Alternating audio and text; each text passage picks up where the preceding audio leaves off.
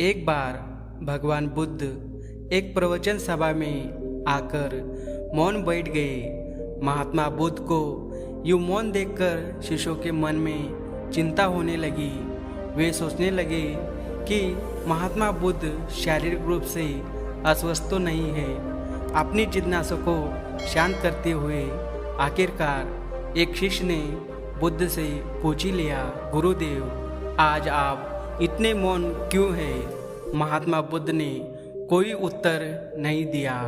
इसके बाद दूसरे शिष्य ने फिर वही सवाल पूछा, गुरुदेव, आप अस्वस्थ तो है? लेकिन महात्मा बुद्ध फिर से कोई उत्तर न देकर मौन ही बैठे रहे। इतने में बाहर से एक व्यक्ति की जोर जोर चिल्लाने की आवाज आई।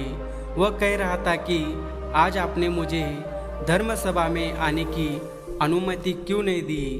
उस व्यक्ति के सवाल का भी बुद्ध ने कोई उत्तर नहीं दिया और आंखें बंद करके ध्यानमग्न हो गए। व्यक्ति चिल्लाते हुए बाहर से फिर से वही सवाल दोहरा रहा था कि मुझे धर्म सभा में क्यों नहीं आने दिया जा रहा है।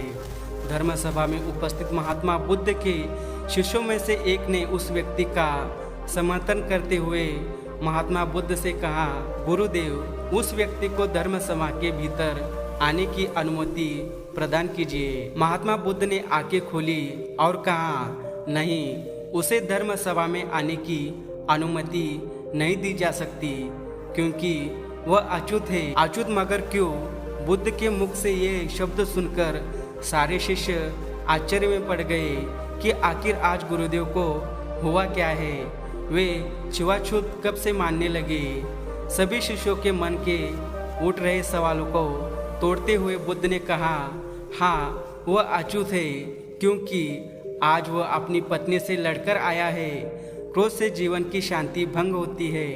क्रोध व्यक्ति मानसिक हिंसा करता है। इस क्रोध के कारण ही शारीरिक हिंसा होती है और क्रोध करने वाला अछूत होता है क्योंकि उसकी विचार तरंगे दूसरों को भी प्रभावित करती है। इसलिए इसे आज धर्म सभा के बाहर ही रहना चाहिए। उसे वहीं खड़े रहकर पश्चाताप की अग्नि में तड़पकर शुद्ध होना पड़ेगा। शिष्य समुदाय समझ गए कि महात्मा बुद्ध क्या समझाना चाहते थे।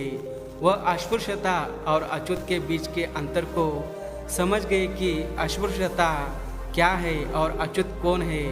उस व्यक्ति को भी अपनी गलती का बहुत पश्चाताप हुआ और इसके बाद उसने कभी भी क्रोध न करने का प्रण लिया। इसके बाद महात्मा बुद्ध ने उसे धर्म सभा में आने की अनुमति प्रदान की। मित्रों, ये वीडियो आपको कैसा लगा कमेंट करके जरूर बताने का। तब तक जय भीम, जय संविधान।